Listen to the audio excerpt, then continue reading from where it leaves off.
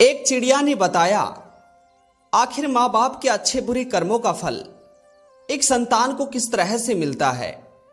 जय श्री कृष्णा मित्रों, दर्शक बंधुओं, आज का हमारा यह प्रसंग बड़ा ही ज्ञानवर्धक है।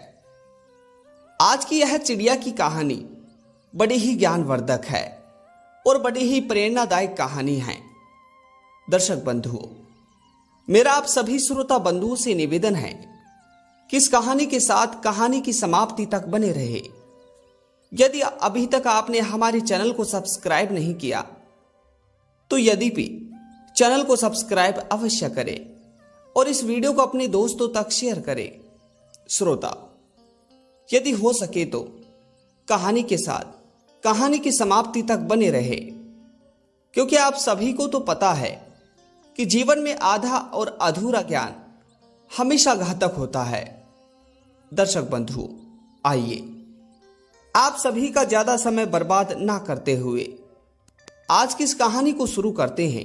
श्रोताओ, आज की इस कहानी में एक चिड़िया ने बताया है कि आखिर माँ बाप के अच्छे बुरे कर्मों का फल संतान को किस प्रकार से मिलता है। तो बंधुओं, एक बार किसी एक जंगल में एक बूढ़ी चिड़िया रहा करती थी। उस पूरे जंगल में वह चिड़िया उम्र में सबसे बड़ी थी और सबसे वृद्ध थी। इसी वजह से जंगल के सभी जानवर, सभी पक्षी, सभी जाति के लोग शाम के समय उस चिड़िया के घर, उसके घोंसले में कहानियां सुनने के लिए आया करते थे। दर्शक बंधुओं, एक बात तो किसी ने सत्य ही कही है कि बड़े अनुभवी लोगों के साथ बैठने में आनंद ही आता है। दर्शक बंधुओं, ठीक इसी प्रकार जंगल के सभी जानवर उस चिड़िया के यहां कहानी सुनने के लिए आ जाया करते थे। दोस्तों, एक दिन शाम ढलने ही वाली थी। जंगल के सभी पक्षी उस चिड़िया के पास कहानियां सुनने के लिए जाने लगे। धीरे धीरे जंगल के सभी पक्षी जिस पेड़ में उस चिड़िया का घोंसला था, उस घोंसले में जाकर बैठ गए। दर्शकों, अब चिड़िया देख रही थी कि जंगल के सभी पक्षी यहां आ चुके हैं। तभी चिड़िया उन सभी पक्षियों से कहती है, आज मैं तुम लोगों को बहुत ही अच्छी और ज्ञानवर्धक कहानी सुनाऊंगी, परंतु इस कहानी को तुम बड़े ही ध्यान से सुनना, क्योंकि यह कहानी बड़ी ही ज्ञानवर्धक और बड़ी ही शिक्षाप्रद है। यदि इस कहानी को तुमने ध्यान से नहीं सुना तो फिर हमेशा जीवन में अज्ञानी ही रह जाओगे। श्रोता बंधुओं, तभी उस चिड़िया की बात को सुनकर सभी पक्षी चिड़िया से कहते हैं, हे चिड़िया रानी, आप हमें कहानी सुनाना आरंभ कीजिए, हम आपकी कहानी को बड़े ही ध्यान से सुनेंगे। दर्शक बंधुओं, तभी चिड़िया सभी पक्षियों से कहती है, आज मैं तुम्हें कहानी सुनाऊंगी कि आखिर माँ बाप के अच्छे और बुरे कर्मों का फल एक संतान को किस प्रकार से मिलता है और कहां मिलता है। दर्शक बंधुओं, अब इतना कहकर चिड़िया अपनी कहानी को शुरू करती है। तभी चिड़िया कहती है कि किसी एक नगर में एक लक्ष्मण नाम का एक किसान रहा करता था।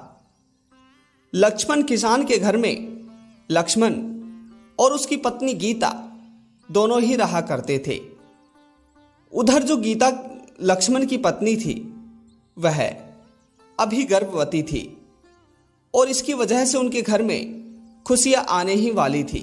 दर्शक बंधुओं, गीता के गर्भवती होने की वजह से लक्ष्मण भी बहुत प्रसन्न था।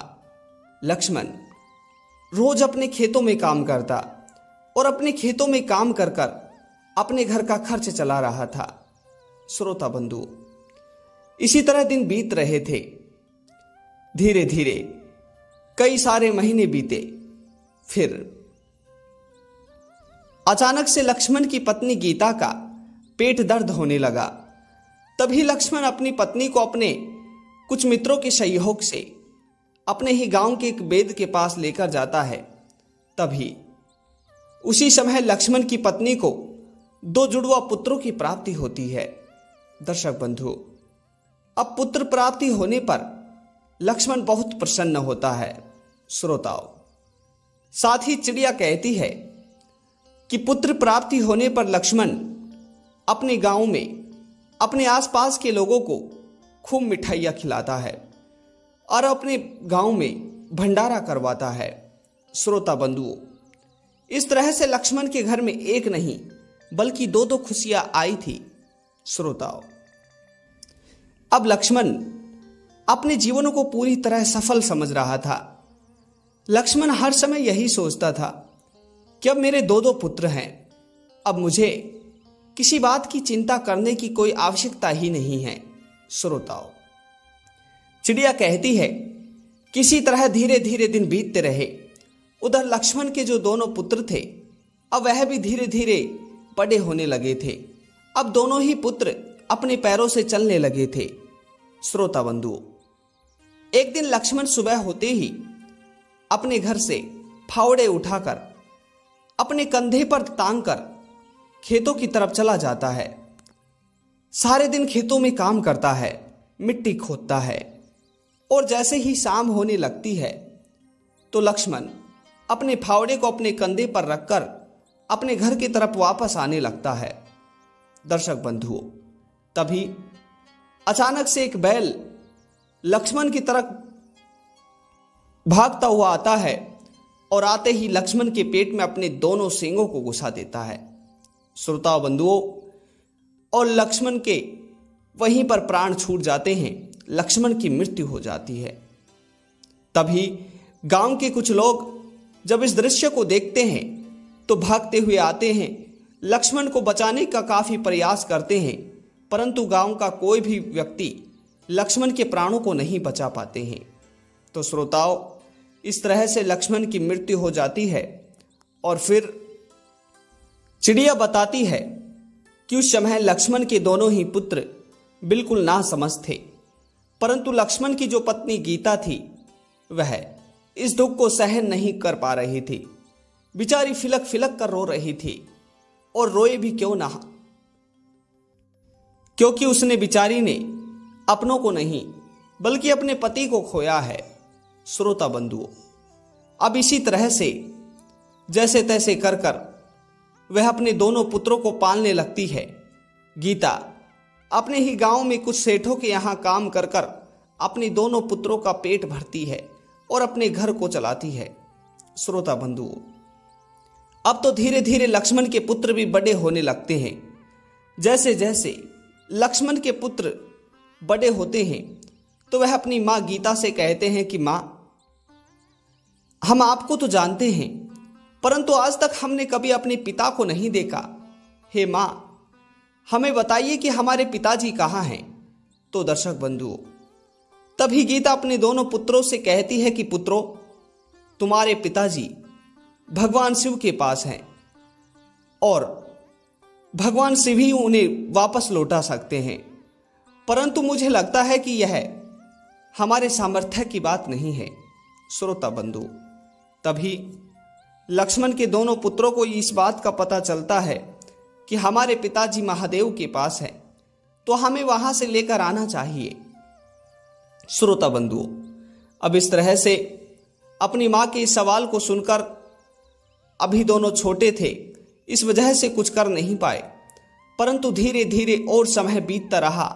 अब कुछ वर्षों के बाद एक दिन अचानक दोनों भाइयों को यह बात याद आ जाती है कि मां ने कहा था हमारे पिताजी भगवान शिव के पास हैं, तो भैया हमें अपने पिताजी को लेकर अवश्य आना चाहिए, क्योंकि हमारी मां हर समय पिताजी के बारे में ही सोचती रहती हैं, विलाप करती हैं।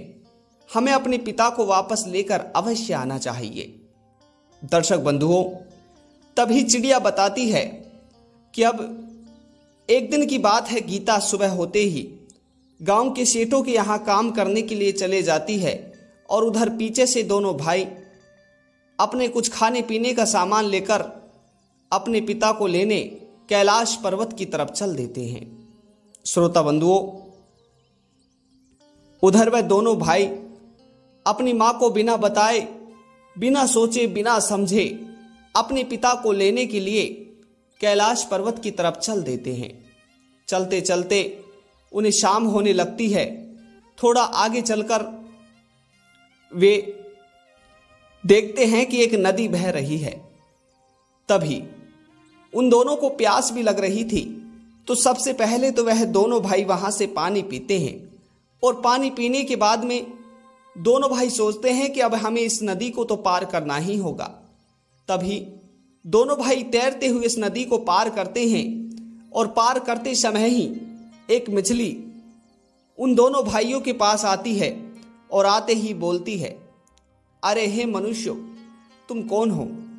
भला इस नदी से तैरते हुए क्यों जा रहे हो? हे मनुष्यों, मुझे बहुत जोर की भूख लगी है और मुझे कुछ खाना है।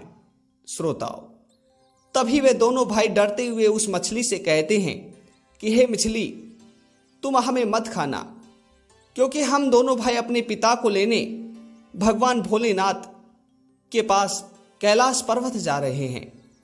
भले ही आते समय हमें खा लेना, परंतु इस समय तो तुम्हें भगवान की सौगंध, हमें बिल्कुल मत खाना।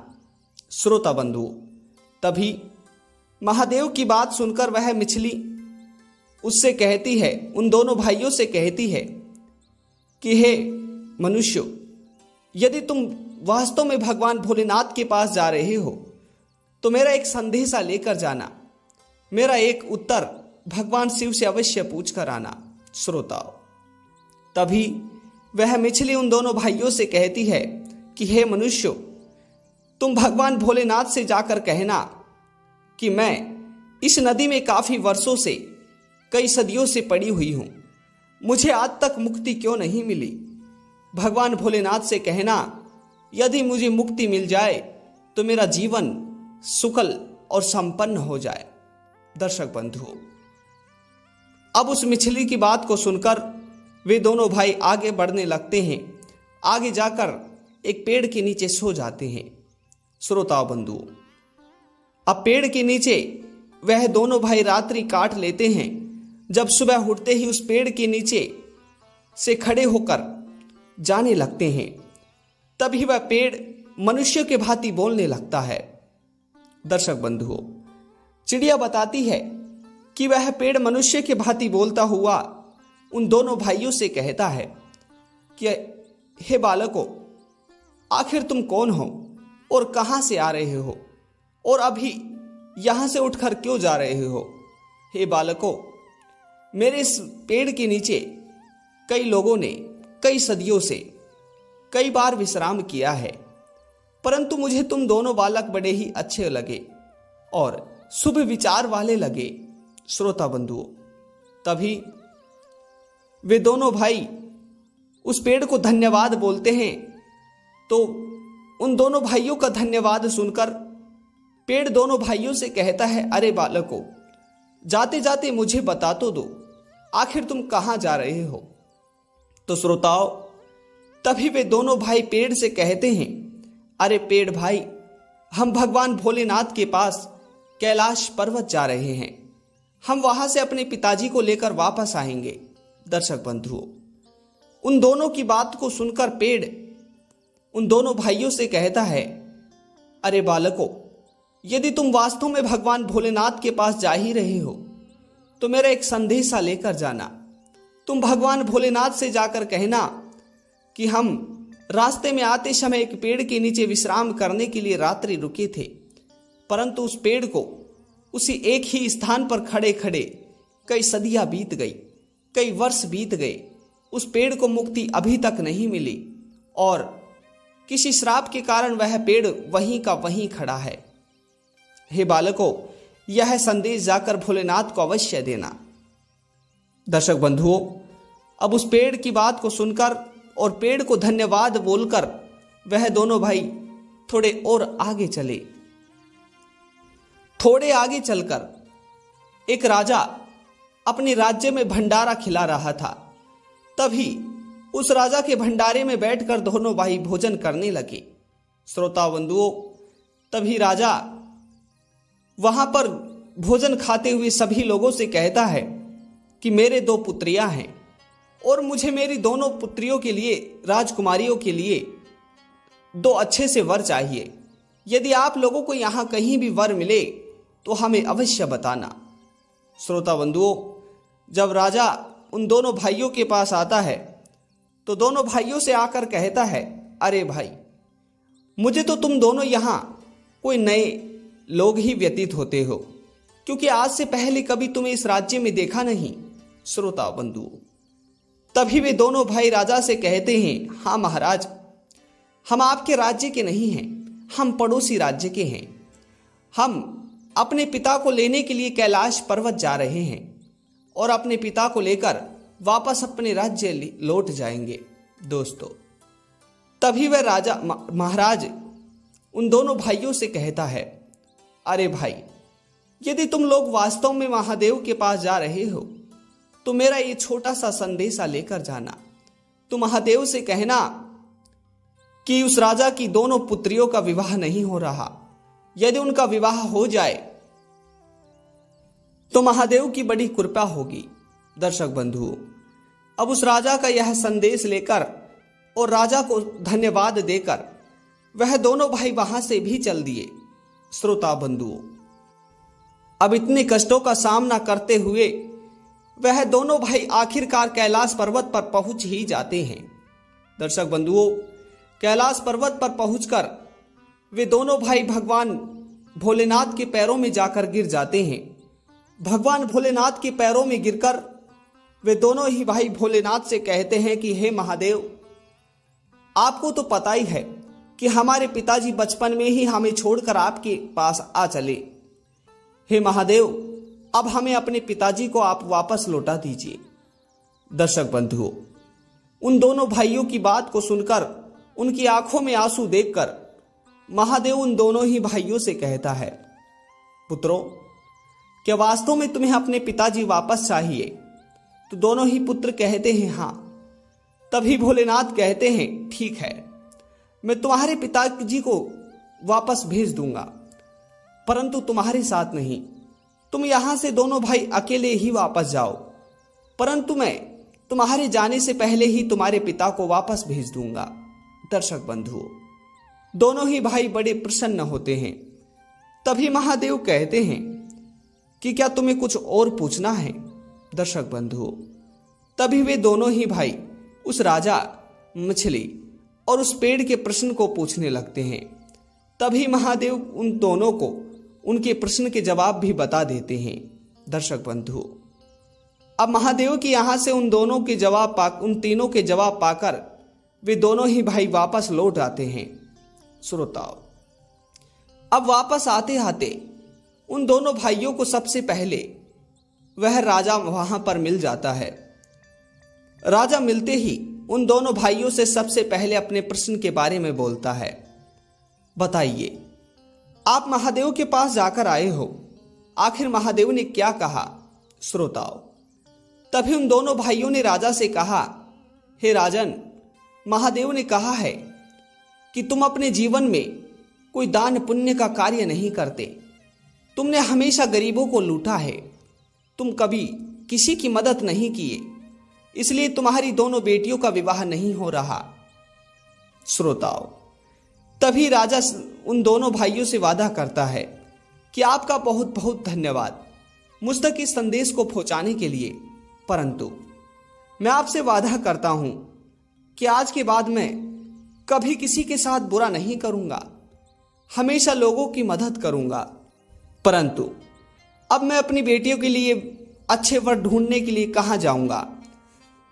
अरे भाइयों, मुझे तो तुम बड़े ही कोमल और सुंदर दिखाई पड़ते हो, भले तुम ही मेरी बेटियों से शादी क्यों नहीं कर लेते। दर्शक बंधुओं, अब तो वह दोनों भाई उस राजा की पुत्रियों से विवाह कर लेते हैं। श्रोताओं, अब अपनी दोनों पत्नियों के साथ दोनों भाई आगे आने लगते हैं। थोड़ा आगे आकर उसके बाद वह पेड़ उन दोनों को मिल जाता है। उन चारों को देखते ही पेड़ उन दोनों भाइयों से पूछने लगता है, अरे बालकों, क्या तुम महादेव के पास जाकर आ गए हो? पेड़ की बात को सुनकर दोनों ही भाइयों ने जवाब दिया, हाँ, हम महादेव के पास जाकर आ चुके हैं। तभी पेड़ ने कहा, बालकों, अब मेरे प्रश्न का क्या हुआ? तो दोनों बालकों ने कहा, हे वृक्ष, महादेव ने कहा है कि तुम पहले बहुत बड़े विद्वान थे, बहुत बड़े ज्ञानी थे, बहुत बड़े संत थे, परंतु तुमने अपने पूर्व जन्म में कभी भी अपने ज्ञान को किसी और को नहीं दिया। तुमने अपने ज्ञान को हमेशा अपने तक ही सीमित रखा। इसी वजह से तुम्हें यह श्राप है कि तुम हमेशा अपने इस वृक्ष के भांति जीवन को जियोगे और एक ही स्थान पर खड़ी रहोगे। यदि तुम इस ज्ञान को किसी को बांट दो तो तुम्हारा श्राप नष्ट हो जाएगा।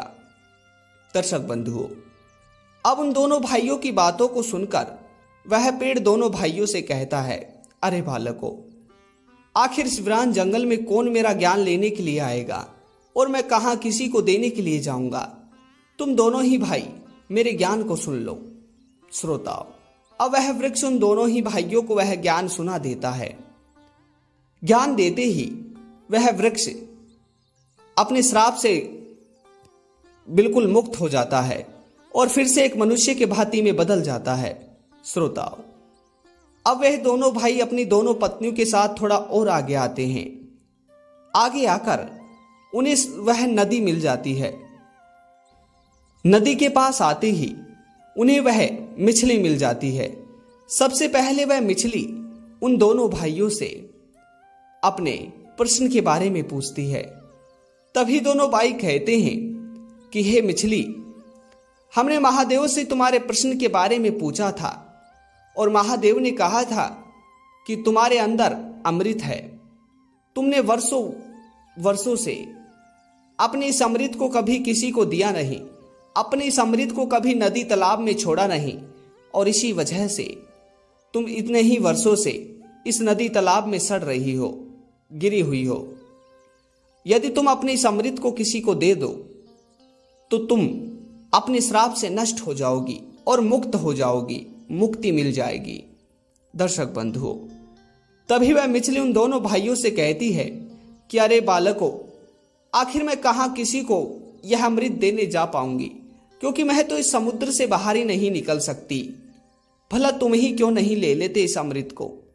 श्रोताओं, अब उस मछली की बात को सुनकर दोनों ही भाई उस मछली के गले से उस अमृत को ले लेते हैं और पी लेते हैं। श्रोताओं, अब उन दोनों भाइयों को पूरी बात समझ आ चुकी थी, लेकिन अब दोनों भाई चुपचाप अपने घर वापस लौट आते हैं। अपने घर अपनी पत्नियों के साथ आते ही सबसे पहले अपनी मां से मिलते हैं। जब गीता अपने दोनों पुत्रों को दोनों सुंदर स्त्रियों के साथ देखती है तो वह बड़ी ही प्रसन्न होती है, लेकिन सबसे पहले अपने पुत्रों से पूछती है, आखिर तुम दोनों ही भाई बिना बताए कहां चले गए थे? भला ऐसा होता है? श्रोताओं, अब दोनों भाई अपनी गर्दनों को नीचे कर कर खड़े थे।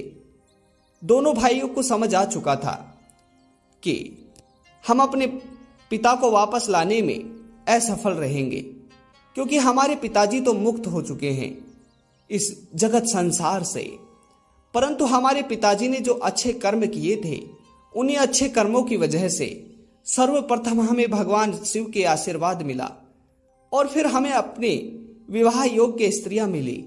उसके बाद हमें अमृत मिला और उसके बाद हमें ज्ञान मिला। यह हमारे पिता के अच्छे कर्मों का ही तो फल है। श्रोताओं, यह कहानी आप सभी को कैसी लगी कमेंट बॉक्स में जरूर बताइएगा। और एक बार पुनः मिलते हैं नई जानकारी, नई कहानी के साथ। तब तक आप सभी लोगों का बहुत बहुत धन्यवाद। जय श्री कृष्णा, राधे राधे।